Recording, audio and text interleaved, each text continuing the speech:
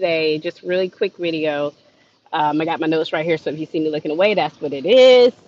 I just want to talk about like what do you do when you have high property prices in real estate investing? Like, what do you do? Like, some people say my market is super expensive. I get that. I completely get it. If you guys hear noises in the background, Ken's in the garden and the 2 year olds running around in the yard with the 18-year-old. So if you are wondering, what do I do in a market where the properties are extremely expensive? And the thing is that you do the same thing that you would do in any other market, just tweaked a little bit differently.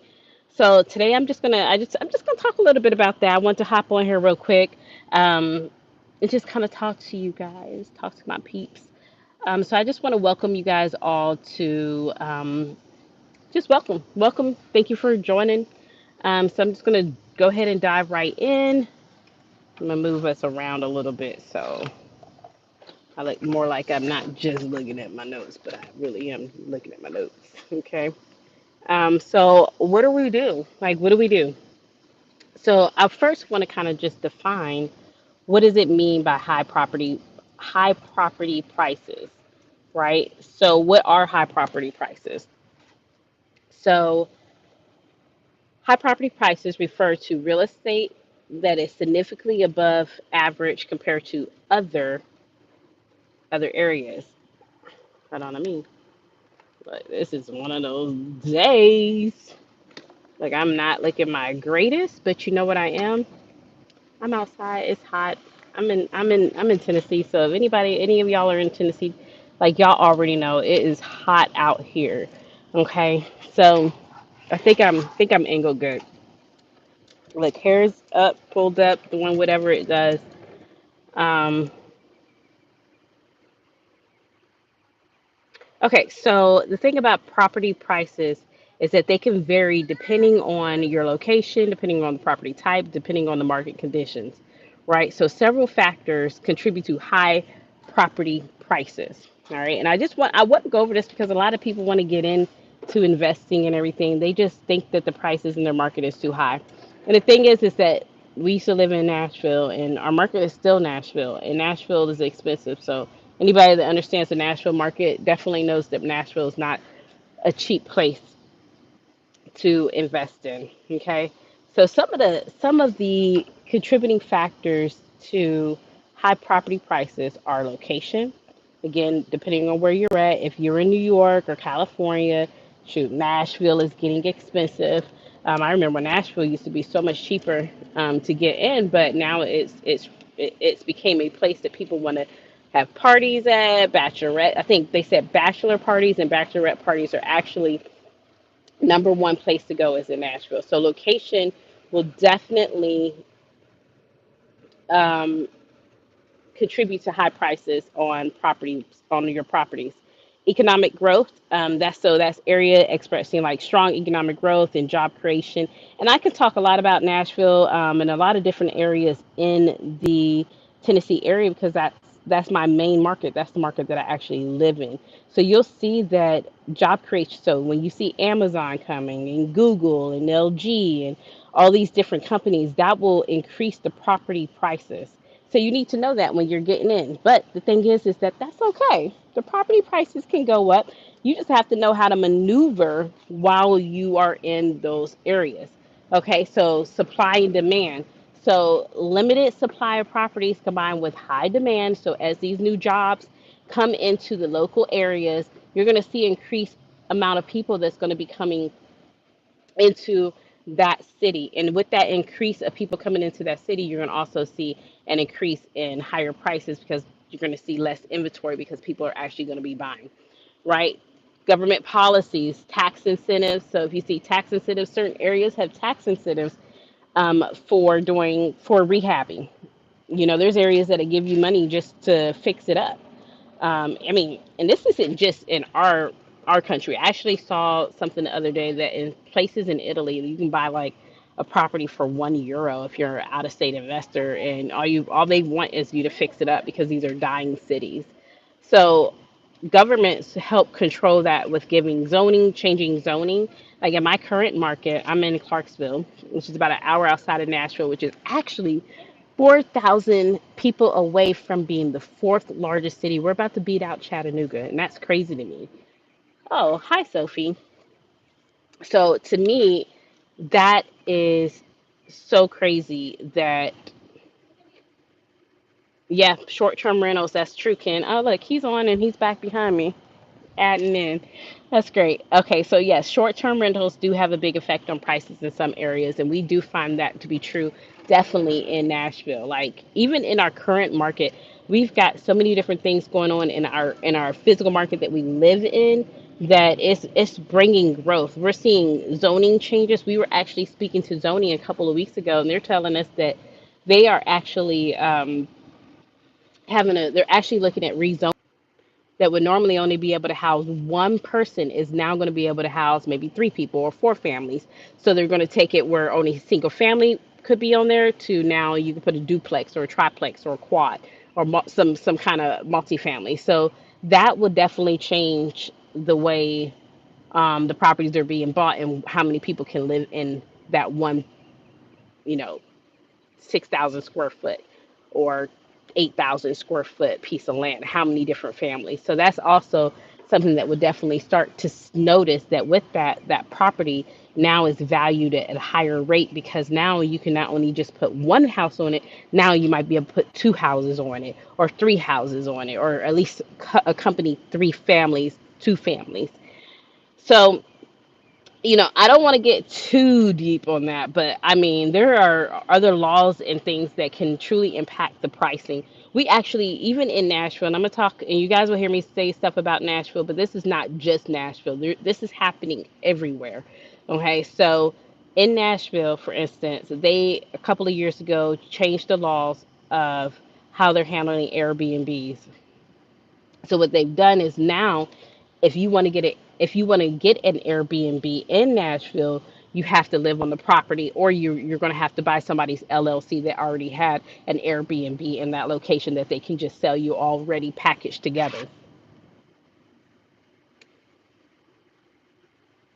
So the thing is that things are shifting, right? So as the government changes the laws and changes things, that's going to shift the property pricing as well. Okay, so I want you to also understand the next thing I'm going to say is going to be you can look at, and I'm going to touch on this, but I'm not going to linger on it. I'm just going to say it and then move on. Is historical trends and markets, so you can do market analyzing. Okay, analyze your market, know where you're planning on investing. Check and see what are the pricing going for. If you have a little bit of money that you're trying to invest, you might not want to be in the market that's gonna it's gonna be 300,000 for you to get in. I'm talking about like Nashville used to be easy to get into investing. Now it's 200,000 just for a piece of dirt with no house on it. So you need to understand that. You need to know what are these prices going for. So understanding the historical trends is crucial for any real estate investor. Look at some of the key trends over the past. If you could look at over the past few decades, you've seen significant price increases in major metropolitans, not just. Sorry, I have this 2-year-old that's running around, and every so often I need to make sure. Okay, he's still sitting in his little baby car, so we're good. So you'll see the price increase worldwide.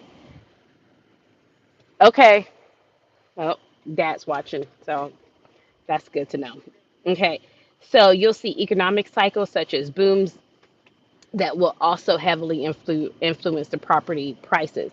Long-term trends often show a steady increase in property values although there can be periods of decline as well. So I don't want to go too deep into that. That's something that every investor you should definitely, if that's something that you do want to hear more about, let me know, and then I can go into more depth about how to look at market trends. But if that's not something you're interested in, I just wanted to throw that out there. So now we can look at current market conditions. Okay, so it's important for you to stay up to date with the latest data and reports. And here are some resources that can help you. Okay, Zillow.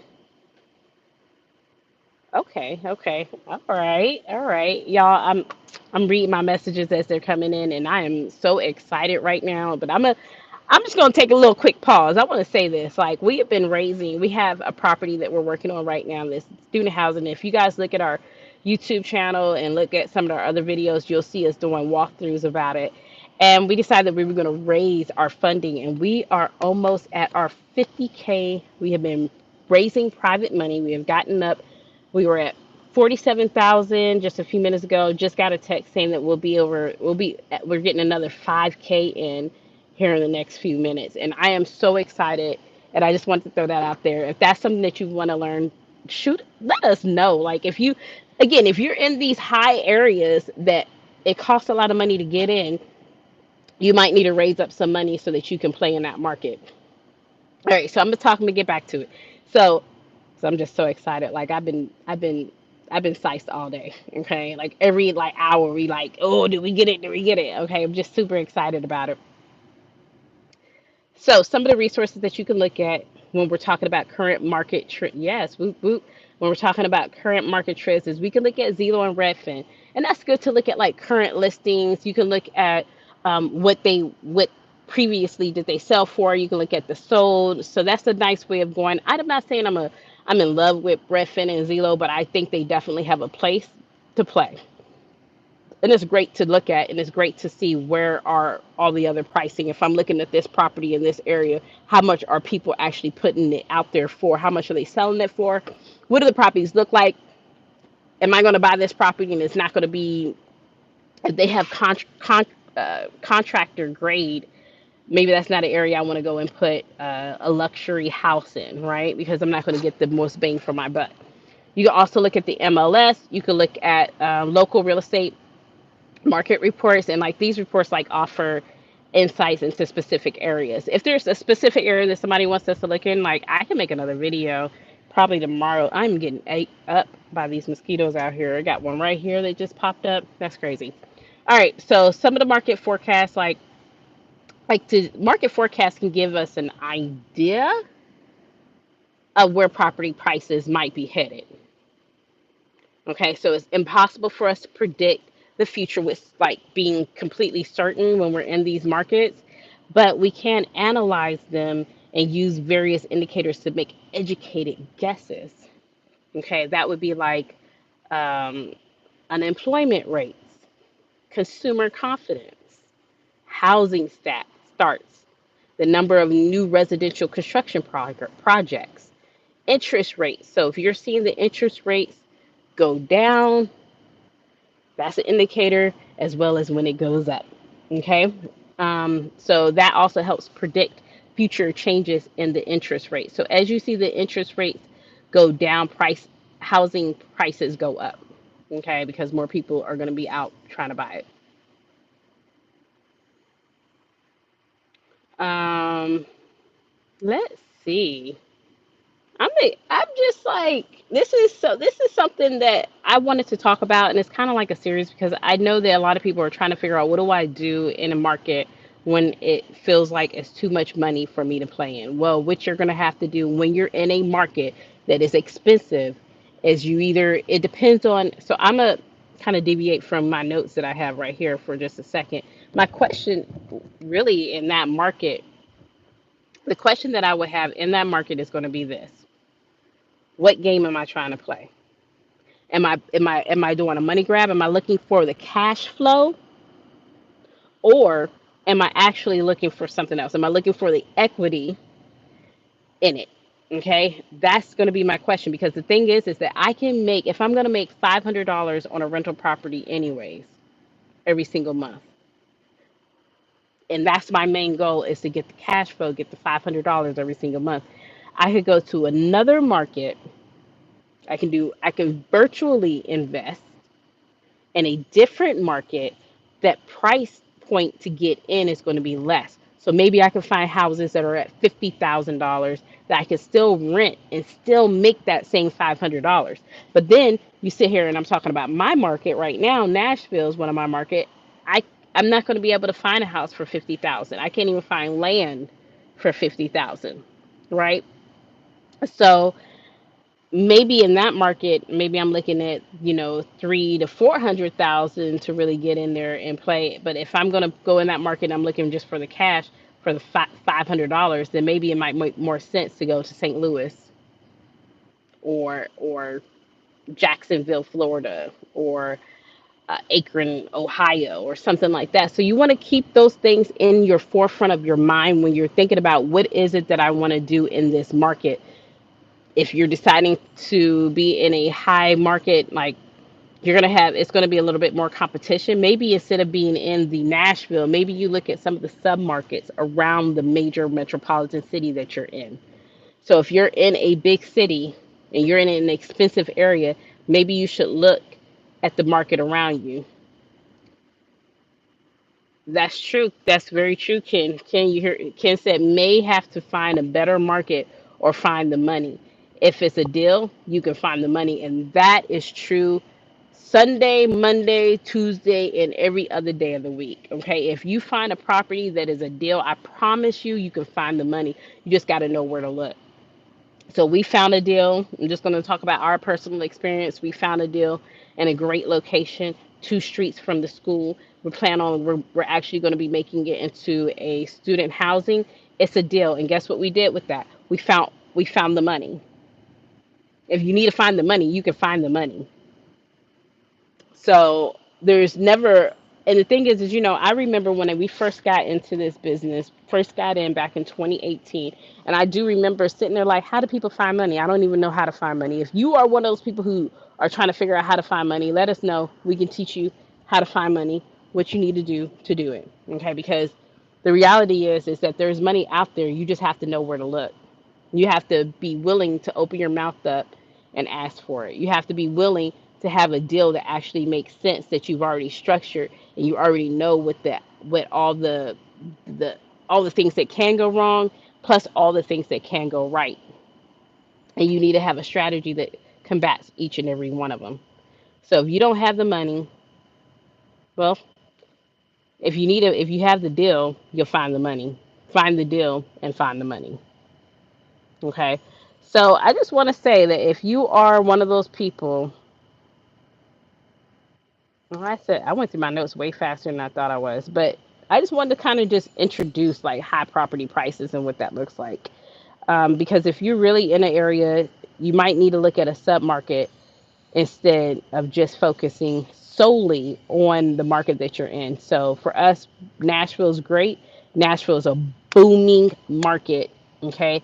I remember back, what, 2020 and before everybody was trying to get into Airbnbs, short term rentals was like super popping. And it's super popping because of the area, because Nashville was number one to have your bachelor and bachelorette parties. But because of that, and because everybody was having Airbnbs, and because they were having issues, because they were having all these parties all the time and the noise level, then it ended up they ended up putting in laws which slowed down the Airbnb, slowed down the short term rental space. However, there's always a space to play in. You just have to figure out what method you want to do. And I think that's the thing that as an investor you need to figure out is where do you want to play in? Are you the short term? Are you the mid term rentals? Are you long term rentals? Maybe you don't want to do rentals at all. Maybe you don't even want to own the property. You just want to control the properties. And there's so many different ways you can do that as well. So I just wanted to come to you guys today. It's been a little bit. That's Ken right here. Can't really see him well, but he's that dark outline since the sun's going down. And I really just wanted to come on here real quick, you guys, and just say if you don't know what you're doing and you don't know, there was a time when we didn't know either, and we felt lost, and we felt like why don't people just share this information with us? And we were on YouTube and we were watching Max Maxwell and a few of the other gurus like all the time, and we read the Rich Dad Poor Dad. And I want to just tell you guys to just start. You don't have to know every single thing. You don't have to know what you don't know because you won't know it. The thing is that you will find out what you don't know as you go. And as you find information, as you get to a point where you're like, well, I don't even know what to do, I promise you, you can find the answer. You just have to want to. We did our first wholesale deal in 2018, 2019, 2019 took us a little bit. We did our first wholesale deal in 2019, and we literally didn't even have a contract. We were out there talking to people and didn't even have a contract. And so when we realized, oh, they were like, oh, well, we'll get you the contract. We talked to the title company, and the title company provided the contract. So then we actually got a church. Okay, we the land that we were getting was owned by a church, and then the church, we had to sit in front of their board. We had to sit in front of their board twice, and this was our first wholesale deal. And we're sitting in front of the board of like, I don't know, 6 or 7 people on the board, and we're trying to pitch this idea, and we didn't even know what we were doing. Not fully. It's we didn't know what we were doing fully. We didn't even have a contract. So when they agreed, we talked to the title company, and they sent us a contract. And title companies have lawyers. They have to. They're the ones that own it. So they provided us the contract, and we literally went every single step. Something would happen and we would just figure it out, and something would happen, we would figure it out. And the thing is that you don't know have to know every single thing for every single step. You just need to start and figure it out as you go. Now we're moving into a different space where we're not I'm not against wholesaling. Okay, I think wholesaling definitely has a place, but now we're moving more into, instead of we move from selling every single contract we got to keeping contracts we get. But wholesale will always be one of the exit strategies, because if I get a contract and then I decide I don't want to keep it, it only makes sense to still make money off of it and wholesale it. All right, that's all I got for you guys today. I'm gonna get on here tomorrow. I don't know what time yet, but we're gonna try to be popping these out. So make sure that you subscribe. Um, I'm sorry, y'all. I got bit up in these 20 minutes of me sitting out here talking to y'all. But make sure that you subscribe to us, so that you can get notified whenever we come on. Make sure that you ask us questions. I promise you will respond, and I promise you we're real people, and real people doing real things, and we're real people making real moves. And we want other people to join us. We want to joint venture with people. We want to share our information and our knowledge that taken us since 2018 to gain. And if you have a question, don't hesitate to ask, because there is no stupid question except for the question you didn't ask. All right. Love you guys much. All right, Wealth Builders, make sure you join the team, and I'll talk to you guys soon. And if you guys want to know more about that deal, hit us up. I'll talk to you soon.